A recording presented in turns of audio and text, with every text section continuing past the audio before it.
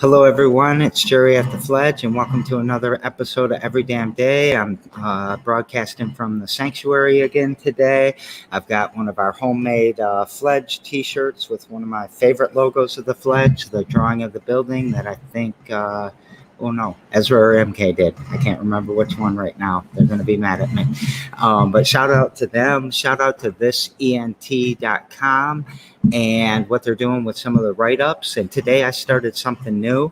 We're at episode 317. We've got 48 left now. But I thought, why haven't I been doing this? What would my guest today, or who would my guest today like me to shout out? And my guest today, who is Yolanda Pope, who I'll bring on in a second, picked Kiana Pugh. And Kiana, if you don't know, is a young entrepreneur, 18, 19. I think she might have just had a birthday. Really on top of it, really ambitious, really dedicated to lifelong learning and making sure she knows as much as she can about anything. And she's hilarious. Check her out on TikTok if you ever get a chance. But anyway, shout out to you, Kiana. We love you lots. And I don't remember your episode number, but you've been on the show before, too. So let me bring my guest on today, Miss Yolanda. How are you doing today? Hi, Jerry. I'm doing great. I'm excited to be here. Do you want to add anything that I said about Kiana? I'm just so inspired just watching her at her young age, really just dive deep into her entrepreneurship, but also philanthropy, just really getting out there and doing what she can to help the community. It's just impressive to watch. And I really feel like she really does need to be acknowledged. She's doing great things. I meet a lot of social entrepreneurs or people who want to be social entrepreneurs that come in with that drive on that first meeting, and they have that, oh man, this is going to be awesome working with them, and I don't see them again for 4 years. Right. And Kiana has been on it since the first day I met her. So she's impressive. I think we froze. Let me see. It is not me. It is Yolanda. So I'm going to assume I'm still broadcasting. Can you hear me, Yolanda? Hello. Hello. My internet is fine. Let me see.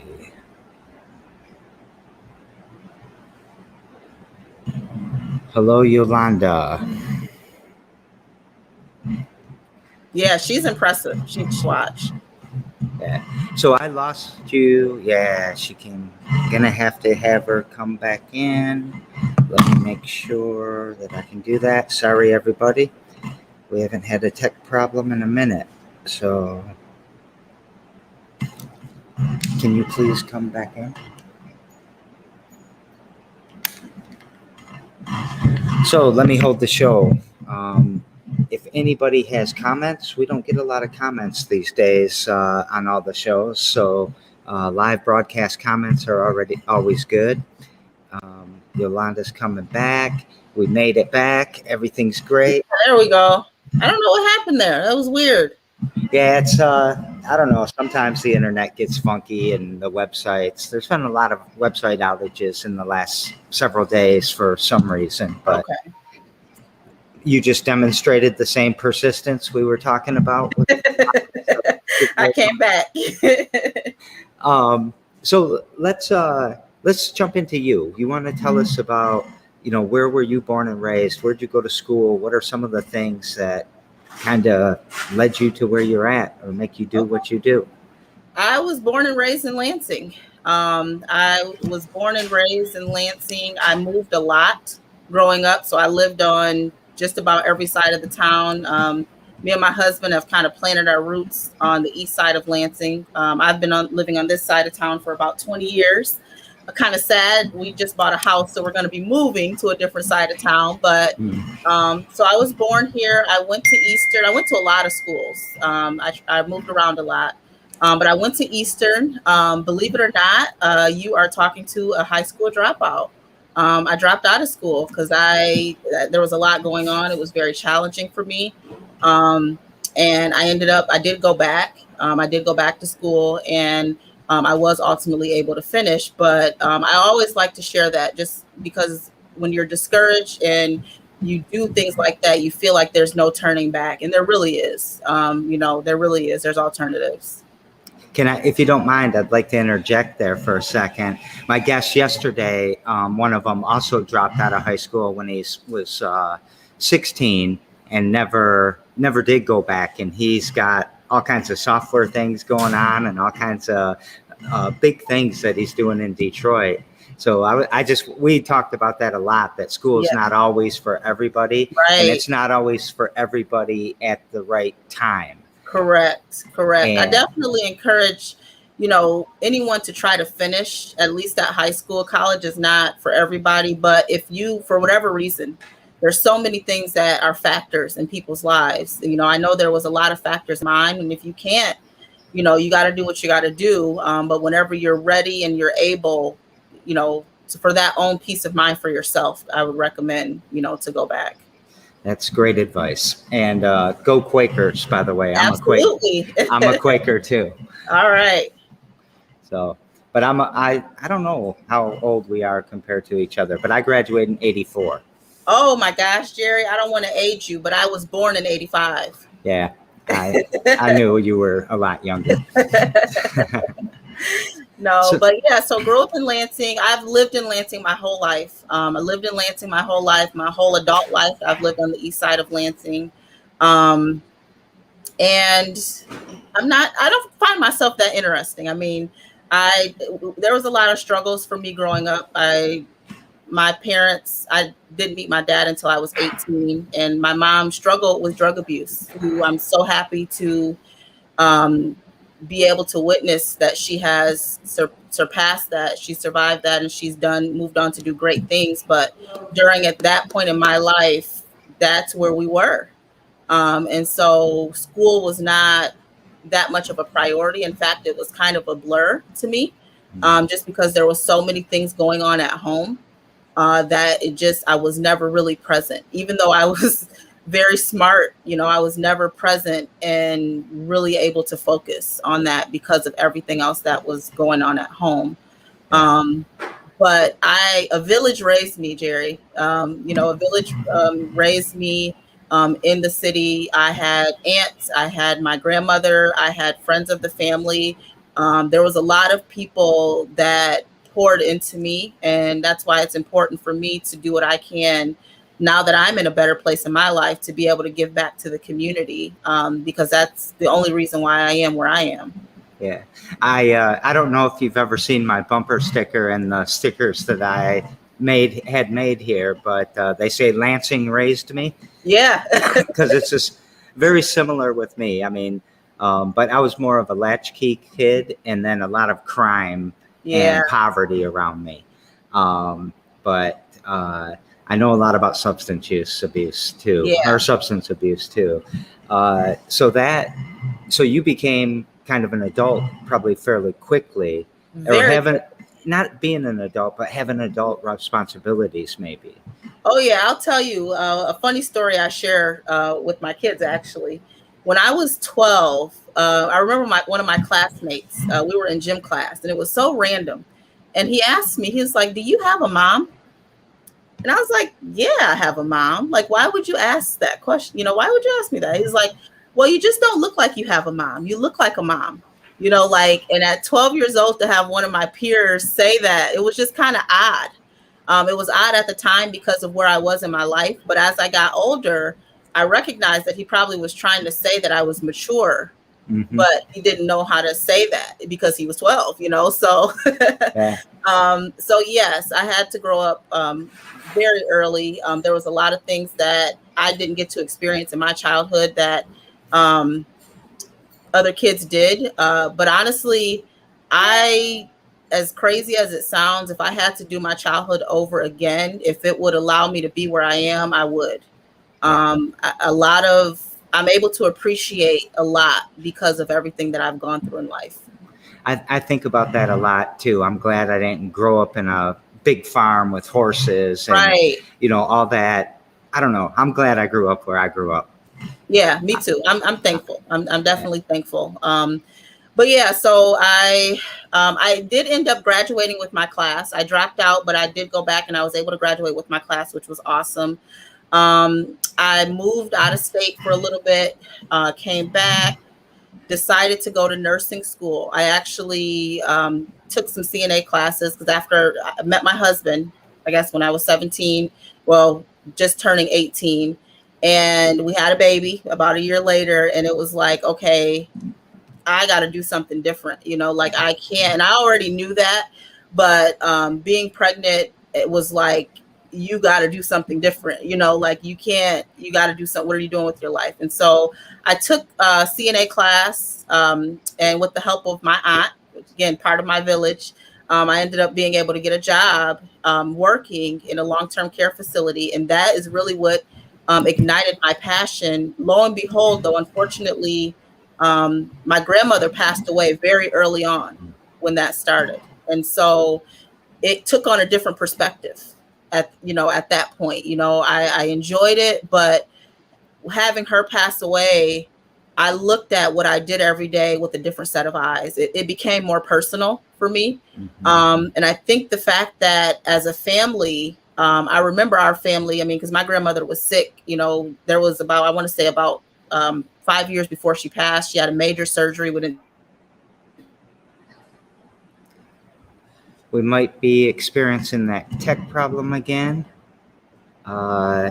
If so, we'll just wait it out for a second. Yeah, I think probably. Oh, you're coming back? Almost there. Gonna make it. Hold on for a second, Yolanda. Can you hear me now? I can. Okay. If it's me, I can do it from my phone if that happens again. Okay. If you have to come back in again, come on in with your phone. But yeah, I'll do that. It tells me who it is. Like if it's me, it puts it's you. I'll just say it that way. Thank you. Okay. I'll come back in on my phone if it happens. Oh, it looks like it is. Oh, well, I can still hear you. Let's just keep trudging through it and see what happens. Okay.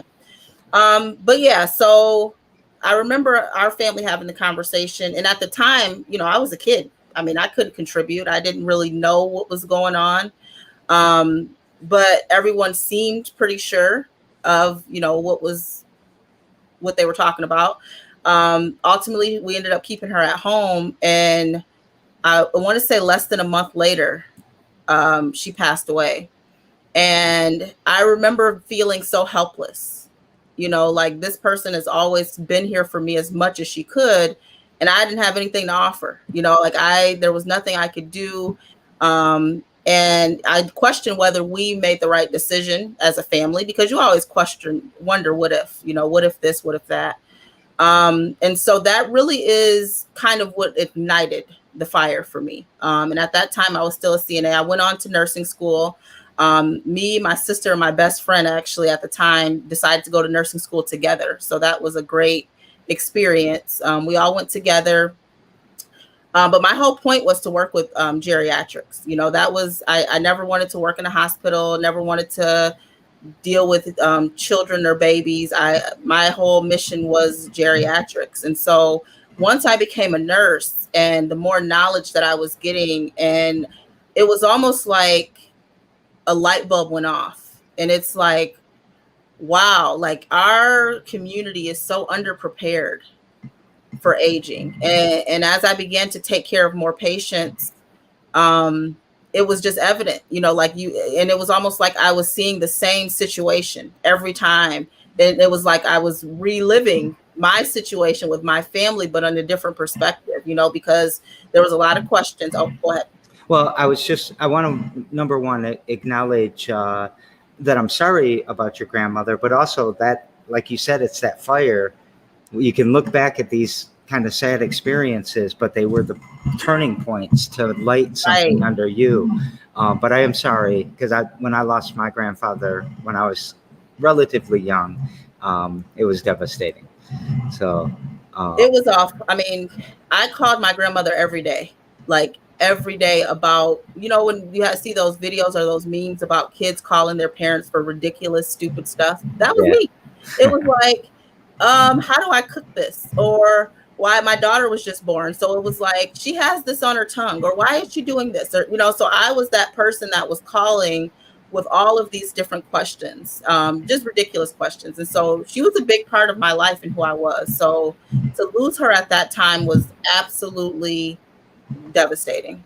yeah. And then the other question I wanted to ask you was, when you said that your community, our community wasn't prepared for this. Community can be a big word. So Yeah, do you mean the Black community, the East Side I community, would the say when I say our community, I mean minorities in general, and Mhm. specifically lower income minorities, because it was a lot of scrambling.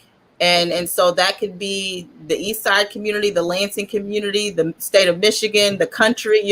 I was dealing with people from all over, and so, but it was the same. I would say maybe less than 10% of the minorities that I came in contact with, um, that were and even it wasn't even necessarily specific to income specifically. I mean, some people that were, at a higher income, I would say they were better prepared to ask questions, Mm, and, better prepared to know what they didn't know, if that makes sense. yeah, But for our lower income families, um, they didn't know what they didn't know. And so that is scary, because when you don't know what you don't know what to ask. You don't know where to start. You don't know what you can ask or should be asking. yeah. And so I feel like it puts us at a disadvantage, and it was heartbreaking, for me. Know,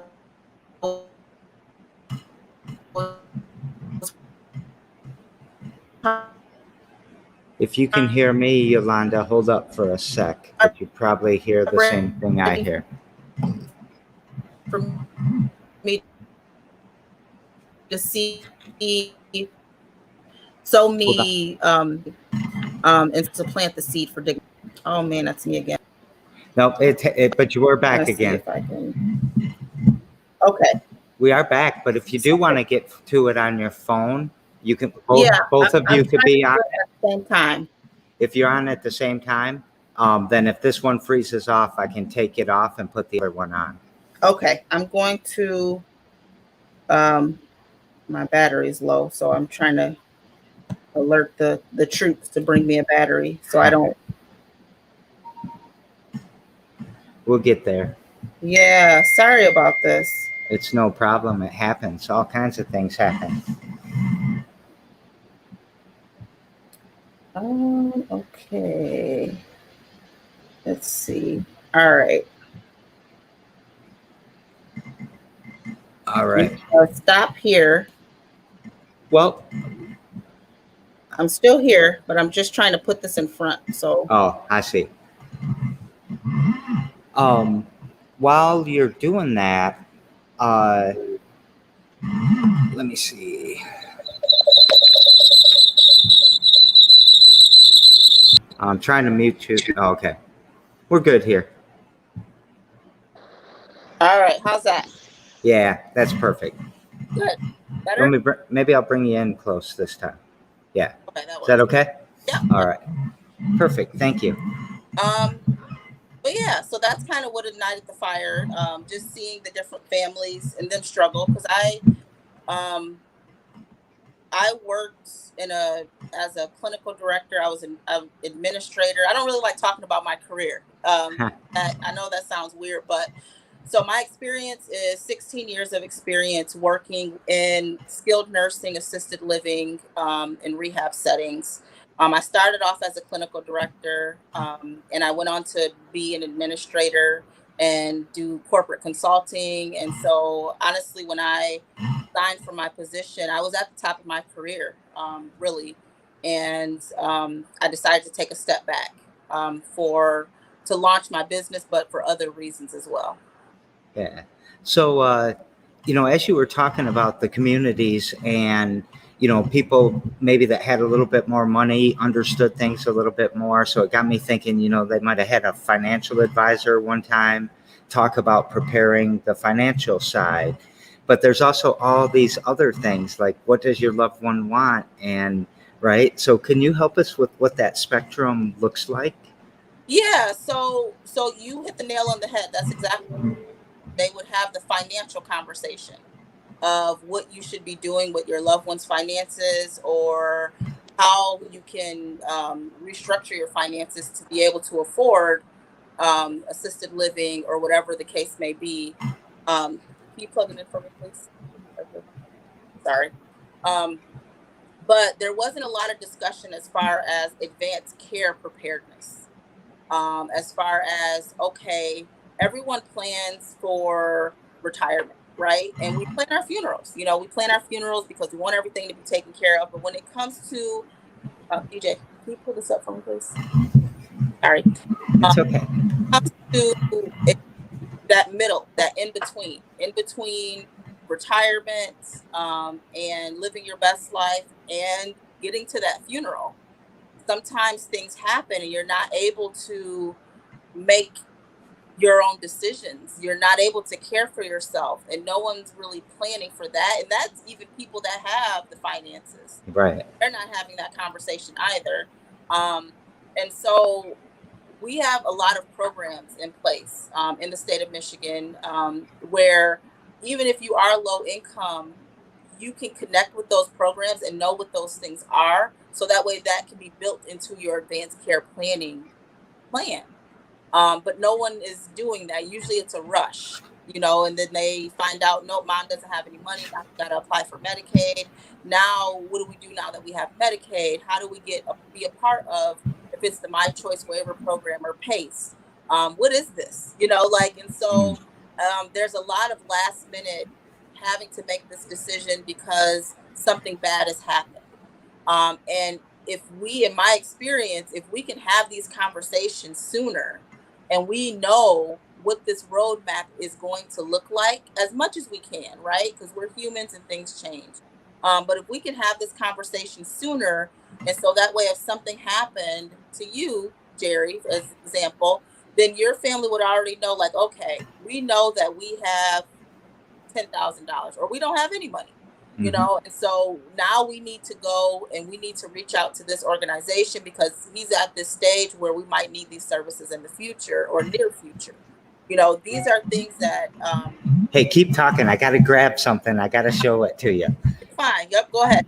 And so these are things that as a community we can start talking about, so that way we can better prepare our seniors and their family for the inevitable aging process. I mean, if we're all lucky, we will age and we'll get to that point where we have to make those decisions. There are the few that age beautifully and pass away in their sleep, and but that doesn't happen all the time. Did I introduce you to Megan yet? I attended one of her death cafes. Oh, nice. Jeremy invited me, and so great. Really cool. I had never heard of that before. I think you must have done that around the time I gave you or gave her your contact, because I thought you two would vibe and talk good together. But she just released this game, Creative Dying. I actually have that written down. And told me about it. I would love to buy you a copy of it, because I got to buy one because they're having a crowd sale right now. But what I love about it, it's like, it's got these prompts so you can play different games. So what losses in your life have most impacted you, or what is an experience you have had with a sudden and or tragic death? And it just gets people talking about end of life. And I don't know, I think that you two should team up on at least one project, because it. You definitely will. I really enjoyed, I had to pop out a little early, but I enjoyed it. I enjoyed being in space to have the conversation with individuals that were interested in having the conversation. Usually it's kind of I don't want to talk about it. I don't want to deal with it until it's here. So I love that that space exists. And I love Megan. I like her energy. Yeah.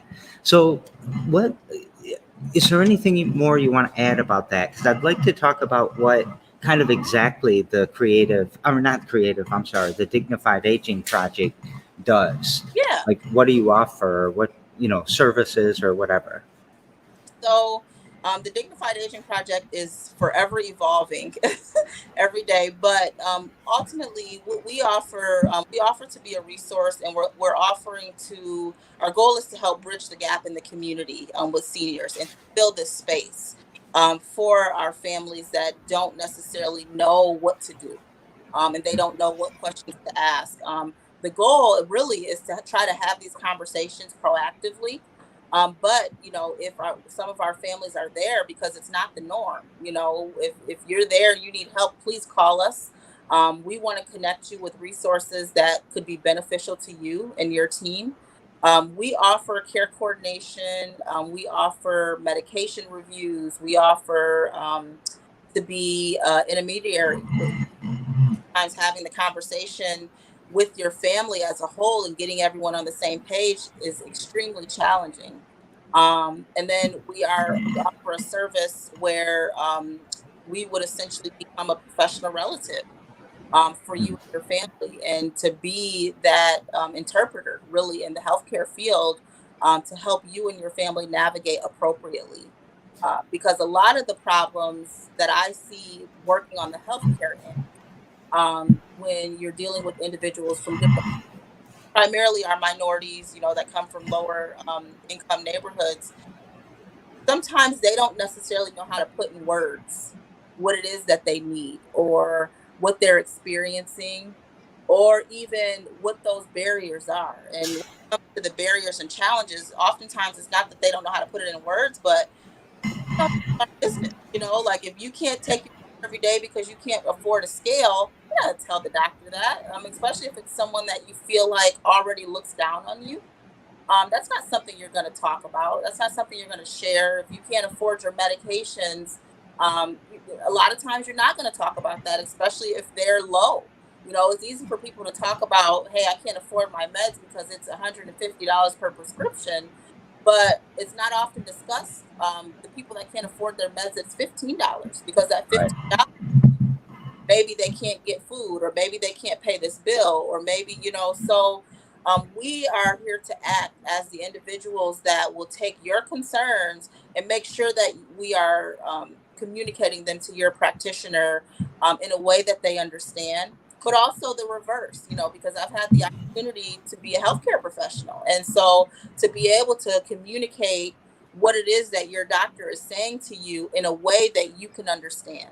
Because oftentimes, when healthcare professionals say things, they're saying things and it doesn't really resonate with the patient because they don't know what that looks like. A common question that gets asked is, how would you rate your quality of life, or how do you feel like Mhm. quality of life?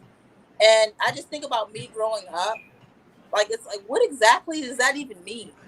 you know like, Yeah. like, what is that? I don't know, what does that even mean? If you've always struggled and you always had challenges, you're not speaking in quality of life language. That doesn't mean a whole lot. So just really making sure that our seniors and their families can have a relationship with their healthcare practitioner, and everyone is speaking the same language, so we can put these in terms that our seniors, our family can use, and how they can see you can live a healthy life, and this is how you incorporate it into your day, you Yeah. know.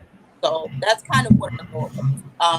I just had an epiphany about your space. One of the things that I really believe, one of the missions of the Fledge, one of the basic hypothesis is that you can still hear me, right? I had to make some adjustments because the phone was dying. No worries. You okay? Yep, I'm good. So if your basic needs aren't fulfilled, for example, um, you you don't have that hope and that optimism and that long term. You don't have the ability to even think long term, Right. because you're saying, how am I going to feed my kids tonight? How am I going to keep from getting evicted next week? And that's about as far as you can think. You can't think a few months out, 6 months out, a year out. So you certainly aren't going to be thinking about end of life, especially if you're 30, 40, 50 years old. That's something you can put off. You got to feed the kids tonight. Exactly. So and not even just feeding the kids, but when we think about the role that the seniors play in the community, in our families, most of our grandparents, a lot of our seniors, they are still playing a very active role, whether or not they're taking care of their grandkids while their children work, or there's a big role that they play. And so even though they're elderly, they don't always think about, oh, I got to work on this to take care of myself. It's more like, oh, nope, I want to make sure my grandkids have what they need. My daughter is all set so she can go to work, and all that stuff gets put on the back burner. And the Dignified Aging Project is here to say, hey, we can do it all. We can help you. We'll figure out what you can do with your daughter so she can get her job, and we'll make sure your kids have what they need, so that way you can make sure that you're taken care of. That also made me think of another thing. There's a gap, right? Because like my daughter, do you know the story that I had a daughter who died of a fentanyl overdose? No, I did not. I'm sorry to hear that. She was a heroin addict for 12 years before she passed. So I know what it's like to live with someone with substance use.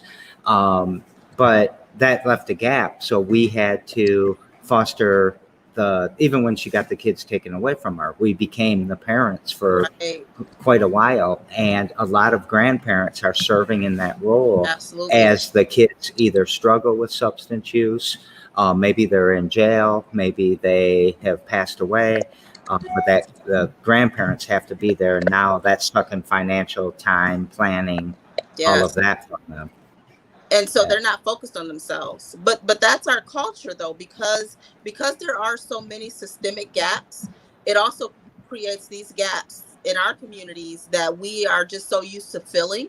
But then that means that we're not able to worry about our financial status, our health, all of these things that are still extremely important, because we're still in survivor mode, is, what I call it. Being in survivor mode, you're not thinking about your mental health.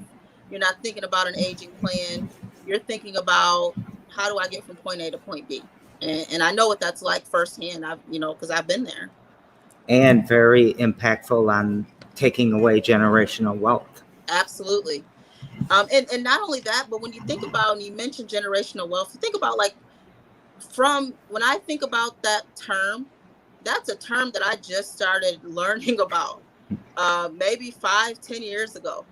Growing up, no one talked about generational wealth. No one talked about financial planning or financial management, because there wasn't any finances to manage. And that's just the reality of it. And so I learned really in a difficult way, just what all this means. I had to learn the hard way, from failing. And I don't blame, anyone in my circle or my family. That is because we were never able to be in a position to teach those things. But now we are, I was just going to say that. Yeah, now we are. So because you're breaking that. Well, maybe you're not breaking the cycle. It's slow to get it off the ground, but now that maybe it was your grandma that gave you that bump that you needed, or your mother's journey and where she's at now. But you're buying a house, so that's a great step. It's an awesome step, to buy a house, to own a business. Like, even with the Dignified Aging Project, even though it's very green and still very new, until I got connected with Leap One and All, I had a little bit of help from the Small Business Association, but I had to figure all this out on my own. I didn't have anyone that I could call. Well, I do have a friend that owns her own business that I would call sometimes and be able to ask, but I didn't have anybody that I can call in my family that had experienced it. They didn't know how to help me. They didn't know what that would look like. And honestly, even when I told my husband, this is what the plan was, and some of my family is like, you need to what? Like, businesses don't start, a lot of people start businesses every day. You can't guarantee an income. You can't, and I didn't take it personal. I understood where they were coming from, Mhm. because in our generation, our culture, you get a job, you work, you retire, you die, that's how Well, it is. I think the problem, with the community that I'm in, with the community we're in, because we're right down the street from each Yes, other, not the problem with them, but the problem that they face is they don't see enough believable opportunity. yes, They can, you can have a white absolutely. guy show up at a class in a suit and say, you all can be accountants too. And they're going to say, I don't know anybody who's an accountant. Get the hell Correct. out of our classroom. Correct. But now someone like you, what you just did, now you just showed a believable opportunity to a whole community. And that makes the whole community so much more powerful and stronger just because you're a great example of it. Well, thank you. And that You that's know? the goal, really. That is the goal for me, to show our community that you can do anything you want. You can do anything you put your mind to. These barriers that exist or have existed in the past are made to be broken. Yeah. And you can do that because there's so many of us. There's so many entrepreneurs that are trying and doing the same thing. And I think as long as we can keep showing our youth that, we will just be in such a better place. Yeah. I love what you're doing. We talked a lot about the patient side. If I do, I call them patients. Is that Yeah, the right? patient. I call them my clients, my Okay. or We our we called them our. We just did a grant, and our I gotta come. We came up with an acronym, Tariva and I cannot think of what it is right now. All right. If you think So about it, let's pop it back I in. will. I will. But so we talked about their side and their perspective and some of the things that keep them from planning out.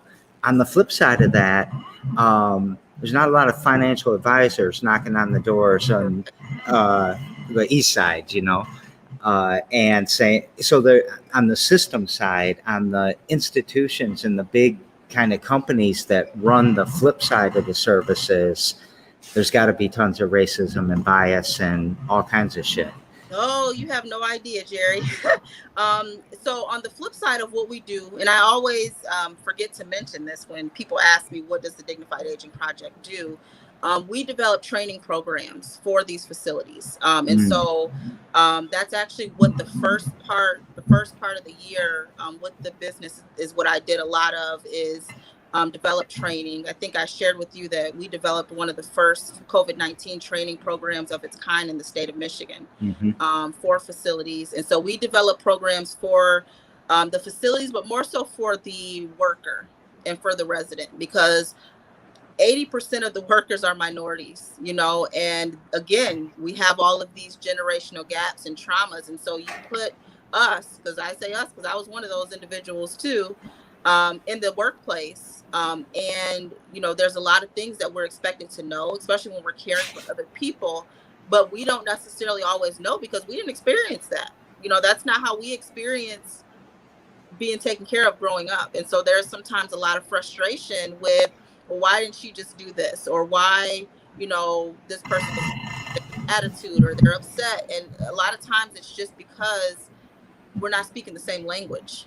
Like it's not being expressed, and there's not enough of training or mentorship that's being poured into our frontline workers.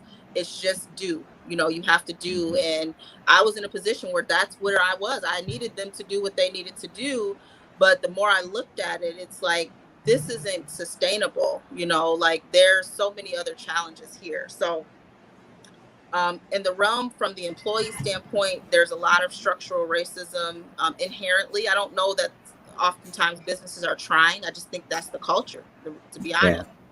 honest. But also from the resident side, I was thinking that too. there is challenges. They're oftentimes deemed as difficult. Their families are difficult. Throughout my career, everyone on my team, we've experienced where more than likely, if we get involved, we're able to neutralize the situation because it's simply the lack of cultural competence. Like Mm. they're not really taking what the family is saying seriously. They don't understand the value of what's important to them. We measure things that are important to us differently, and people in the healthcare profession don't always understand that. I thought you were going somewhere else for a second, so I want to ask this question because I'm curious. I know a lot of old white grandpas of some of my friends and all that, and those guys are racist. And Yep. so the patient with like you as a caregiver, that's a whole nother problem. The different side of racism, not coming this way, but that way. It is, but I kind of took a different spin, because I actually developed a culturally competent dementia training program, because that's not something that I was always angry, because I'm a certified dementia practitioner. So as well. So I've taught a lot about dementia.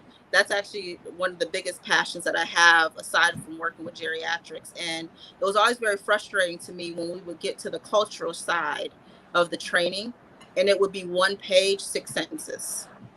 And so there was not a lot of emphasis placed on the cultural differences.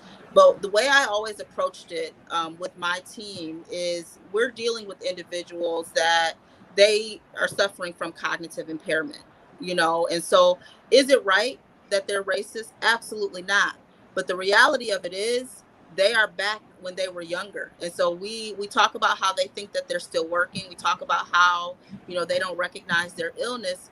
They've reverted back to a time where it was okay to be racist, where, they were in this period where Black people would not have been taking care of them. They would not have been in these positions. And so it's not okay, but it's important that as healthcare workers, we understand that they have regressed to that period in their life. And it's not necessarily personal, but we can effectively correct it, without being frustrated. But it's frustrating, like, I've been called the N-word more times than I can count. I've been racially discriminated against, not only from the employer, the family, but when you're used to it, as sad as it sounds, it's like, you know what, let's push through it. We got to get this done. It's just, sadly, it's becomes something that's become part of the norm. And so my goal is to really help, as healthcare workers, us teach our healthcare workers and our families the importance of cultural competency, in training, in working with families, because we talk a lot about the old white grandpas that are racist, but we also have our old Black grandpas and grandmas too that don't trust white people, because of what they've been through. And so now they're being deemed as agitated, or now they have behaviors because they don't want to take a shower that's being offered by a white person that they've never been able to trust, but no one's acknowledging that. So there's a whole, I can go on for hours. I wish we could. But let's do a little promotion real quick. How can somebody learn more about the Dignified Aging Project? Is there a website? So, yep, the website is dignifiedagingproject.com. You can follow us on Facebook. We do something called Crucial Conversations once a month, where we tackle some of the difficult conversations that we feel like should be happening in our communities that aren't always, and just conversations that our watchers want answers to. So follow us there. You can also check us out. We are doing a Save the City Resource Fair on August 29th. So I'm in. Yes, I'm excited. We have a lot of great partners for that. So you can see us at Let's Community Center. And what's the date on that again? August 29th from 2 to 7. August 29th. Could you firm up? Yes. That it's Let's? Confirmed. Yep. So we're going to be pushing out a final flyer, and then I'll be sending you over the email with information for our partners. All right. I'm excited about all of that. I'm excited too. So is there anything else you want to tell us before I go into every damn day? No, I mean, I think it's important for me. I'm excited just to be at this period of my life to be able to give back to my community. I've done a lot. I've been very successful in the way of my career, but this is something that I am extremely proud of and just excited to start this journey. Yeah, I'm proud of you too. You're hitting a lot of passions that I also am passionate about. Dementia is one of them. Both my grandparents who did pass have died of dementia, the Alzheimer's, and on both cases. So I love everything you're doing, and it's so very important. I mean, it makes me sad thinking about how many people are just laying there alone, Yeah. and the end is going to be nothing like they ever dreamed it was when they would be when they were a kid. Right. Well, and And it it, is sad. I think when I look at it on the flip side too of the impact that my grandmother played in my life. And when I look at all these other grandmothers, I mean, my grandmother didn't pass away in a home. She was at her own home, but I look at all these other grandmothers who probably played an equal role. You know, they were the matriarch of their family, and they deserve better. You know, they deserve to be treated better. They deserve to have a better plan and to be involved in that plan. And so so, we got to tell all these fools out there that they got to call their grandparents and call their parents that are in these homes somewhere and remember what they did for you. Give them absolutely. thank you. I'm And if calling my grandma. and if you don't know how to talk, call me. I'll tell you. You know, I'll help you. And you know, sometimes people don't know what to talk about, you know, anymore with their seniors as they've aged. But I will give you some suggestions. Black licorice. That's No, right. I don't know. Hey, Matlock. They're no, just kidding. No, you'd be surprised at how involved our seniors are and what is going on today. A lot of our seniors are very engaged and involved in what's going on in the world. Right now, I give vaccines for home-based clients that can't get out of their home. I make sure that they're Oh, vaccinated, and the conversations, you know, that we have, you know, when I go there is, you know, they're still very aware of what's going on in the world. You know, and sometimes they just want to talk, and so I'm excited to be able to do that. are you pro vaccination then? I am. I'm vaccinated. My husband's vaccinated. And my kids actually got their first dose today, believe it or not. Is there anything you want to say about that then? Because I say it too. I want everybody to get vaccinated, but I can't speak for everybody. I can't Hey, tell you you have to. right. I want to put something out there. We are one of the only countries in the world that have full access to the vaccine, and there people are refusing to take it. You know, there are other people that would love the opportunity to be vaccinated, and I understand that there's a lot of fears and concerns because of you know, how quickly it was made and all just the negativity that surrounds it. Um, but right now, 99% of the COVID positive hospitalizations are unvaccinated individuals. And what we're starting to see across the country is that the critical patients are children. And so, you know, it is important to do your research, make an informed decision.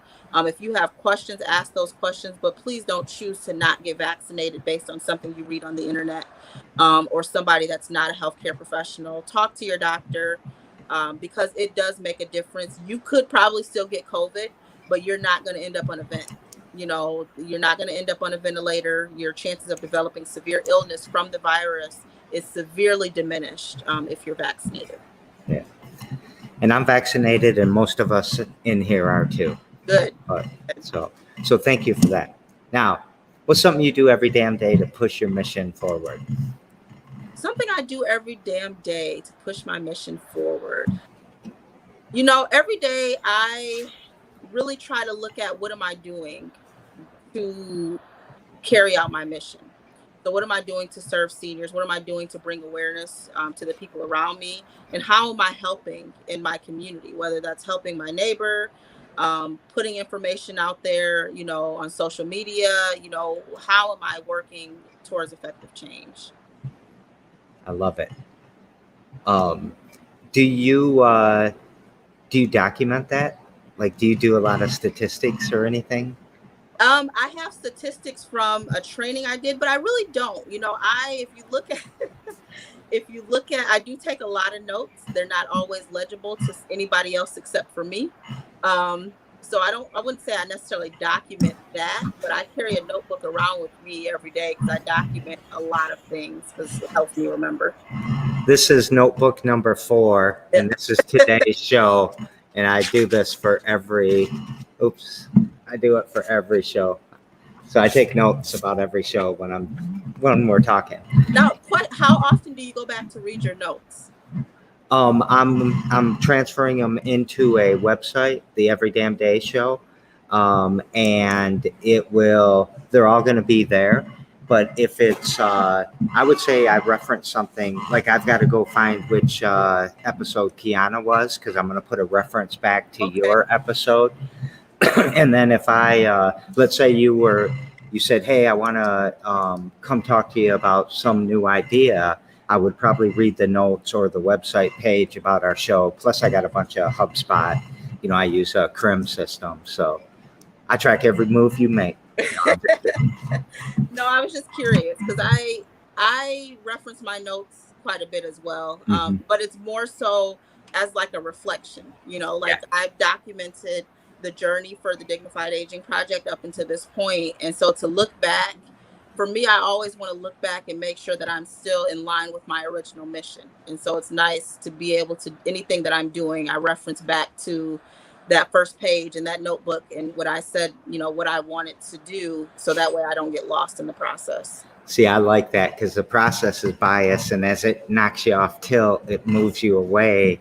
And pretty soon you've lost all you're trying to do is get grant money to pay you the salaries of your people. Exactly. Like old people, not old people, but you know what I mean. I'm still trying to get the grant money though, but yeah, I'm still sticking to my mission. All right, here's Chaz. I don't know if you know Chaz, but he's a one and all mentor and all that. I know Chaz from my previous life in the industry. Oh, of course. Yeah.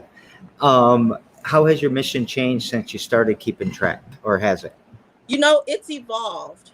I wouldn't necessarily say that it's changed, but it's definitely evolved. I look back at my original goal, and it always has been care coordination to bridge a gap. But to see the different capacities that I'm doing that now, it's impressive to me. It's one of those things where like, man, I'm proud of myself, But training was never a part of the plan for the Dignified Aging Project. Developing the training programs was never a part of the plan. It kind of came about by chance. And then we started rolling out all these training programs because we realized how necessary they were. So I think that would probably be the biggest thing that as the biggest part of the evolution.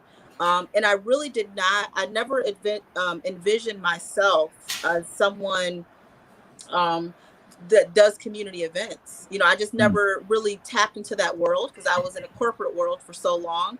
And so now that I'm navigating in that space, I realize how much I really enjoy the people and how impressed I am with, everyone in the community.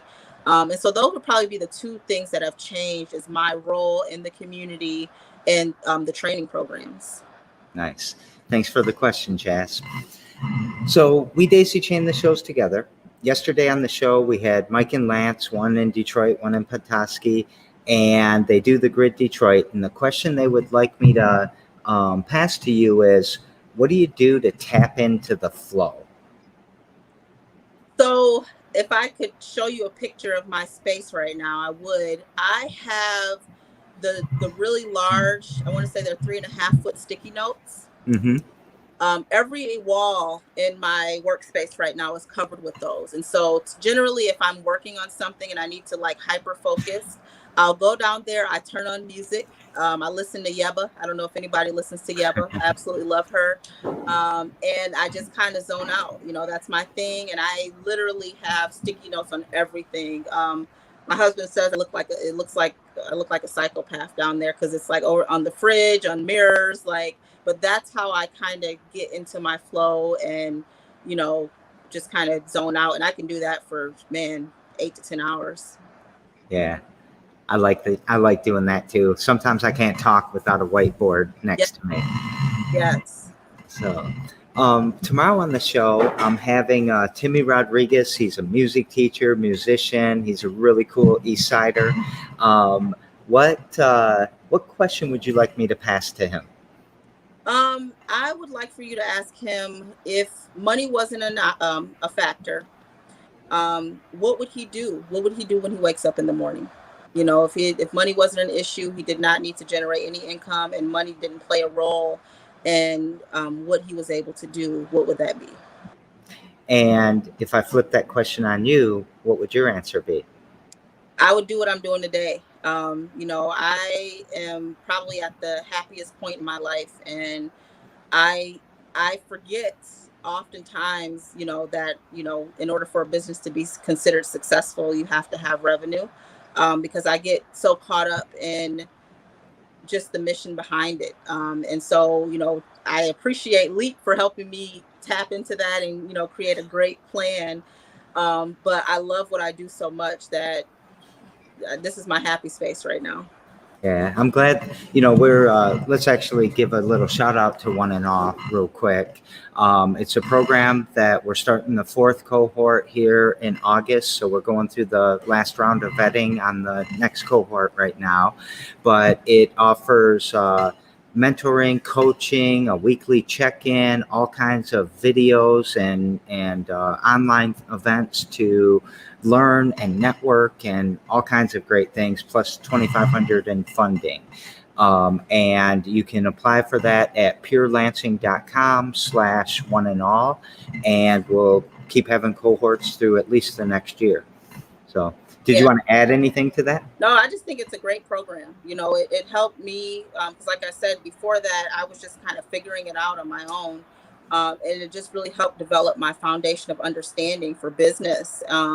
And, you know, the importance of having a business plan and, you know, executing that. Because, like I said, money was not um, necessarily the goal. And actually, I remember Millie asked me, she was like, okay, so how much money would you need in order, you know, for your business to be successful?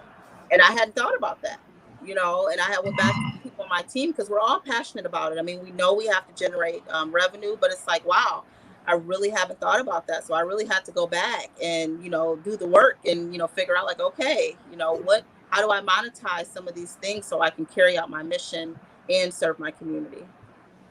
I love it. So I have a hypothesis. We run the Fledge on a business model canvas that I think you guys got exposure for. And so we have a bunch of hypotheses. And one of the hypotheses is that people have a mission they should be doing. They were born to do it, or it's their passion, or something sparked like in your story. But what they're really doing is over here, right? And they get stuck on some job they hate or something that just isn't what you're talking about here.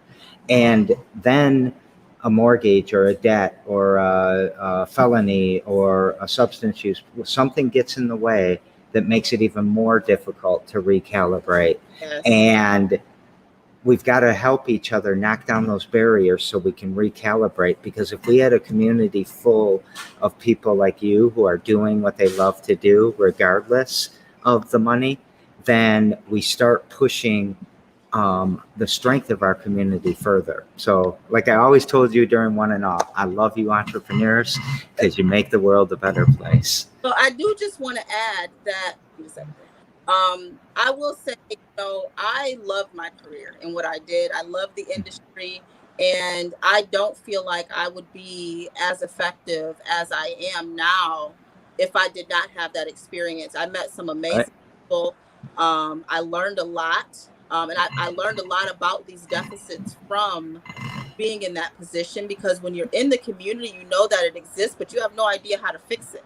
And so working in the healthcare field, it gave me the tools that I needed to bring back to be able to work toward effective change. And so I'm blessed to be able to say, you know what, I'm done with that now, and I want to carry out my mission for my community. But I did just want to put that out there because there was a lot of challenges, and I did face a lot of racism and stereotypical issues. But at the end of the day, I'm thankful for that experience and the relationships that I've built over the years.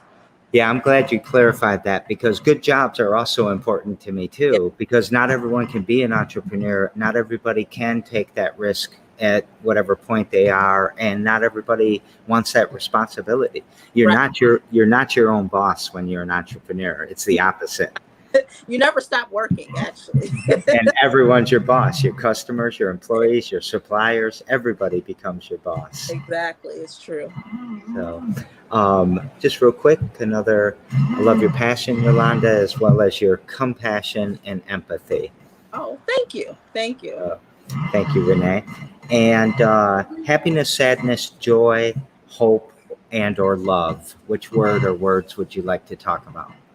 Hope, for sure. Hope. So, what gives you hope?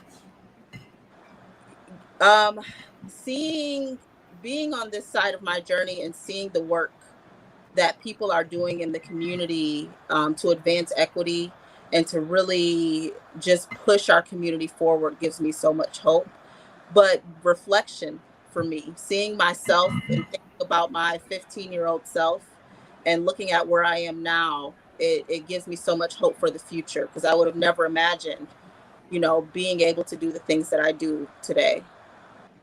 And I want other people to know that, your situation is not a reflection of who you are. It's just something that happened to you, like you can always change it. Yeah. Do you think that 15-year-old you had a lot of hope, or was there a lot of despair, or did it bounce around? Hope is definitely not um a word that I would use to describe my 15-year-old self. I think I always knew at a young age that I wanted something different for my future. But where I was at 15, you're that's at that age where you kind of think you're an adult, and because I had so many adult responsibilities, my vision for what it was going to be was very different and very jaded because you're caught up in the traumas of life, but also the challenges of being a teenager, which is a horrible mix, So um, I don't think necessarily I was hopeful. I became hopeful later, after, probably around the time I was about 17. But around that time, it was more despair. I was very overwhelmed, very depressed. Hmm. It was not the greatest time. You picked hope fairly quickly from the list. What was it about hope that you wanted to talk about? Well, I mean, it's more so the message for me, like, and that's what I'm about right now. The Dignified Aging Project is really creating hope in our community that where we are is not where we're destined to be. And we need to make sure that we're educating ourselves so our hope will turn into results, and we don't want to lose that hope. And so I love to continue to see forward thinkers, innovators, that is trying to build our community and continue to give us hope that what we have seen in the past is not going to be our future. I love what you do, Yolanda. I think you are a very special person, and we're very lucky to have you on the east, whatever side of town you end up on. We're always east side. Which side you moving to? Can South you tell? side. South side. I grew up on Hag Road in the Big T, so So um, always I, east side though. My husband's lived over here his whole life, and so I love the east side of Lansing. I love the family feel. We looked for a house for so long over here, but we just could not find it. So I'm excited though. I'm excited about the new neighborhood, to meet new people. But I will be east side to the end of till I die. we're probably not supposed to do some. No, probably not. It was South Side. You can't even do it. Thank you so very much for being on the show. Thank you for having me, Jerry. I absolutely love you and the Fledge and what you guys do, and I look forward to our future together as well. We're going to do a lot together, I bet. So Yes, I sure. can't wait. All right. What would you like to take us out with? Um, a quote that kind of helped me, and I refer back to anytime I get discouraged or just lazy, because it happens, is success is the sum of small things repeated day in and day out. And so, in order for us to be successful at anything, life, relationships, weight loss, jobs, we have to take tiny steps every day. And as long as we're taking one step, just continue to give ourselves grace and just work every day to just take that one step. I love it. All All right, everyone. There you have it. Do the small things. right. Thank you, Gary. Love y'all. Stick with me for 2 seconds as we go off air, and we'll talk for 1 sec. Okay. See y'all tomorrow at 2. Oh, no, wait. Sorry. Timmy's show tomorrow is at 3 o'clock. So we had to bump in an hour because of his school schedule. So see y'all tomorrow at 3.